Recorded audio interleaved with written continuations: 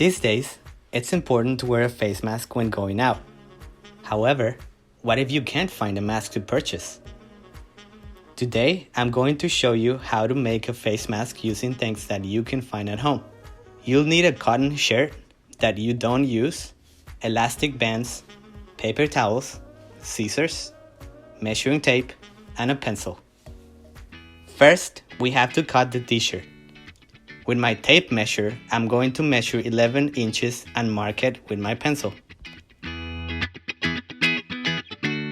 The next step is to cut where I have marked 11 inches with a pencil.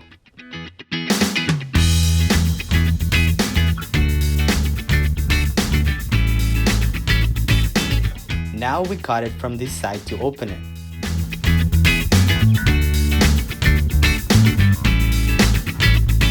Now we measure 23 inches, marking it with the pencil and cutting the fabric.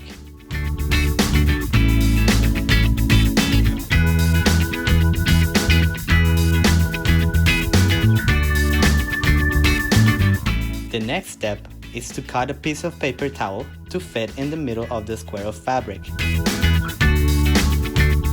I need to fold the t-shirt over and over again, covering the paper towel.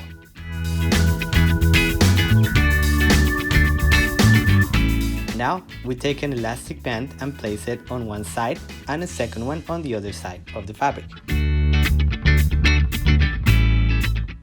Fold both ends and your mask is complete now. Now you can put it on, with the elastic bands looping around your ears. Make sure it completely covers your nose and chin.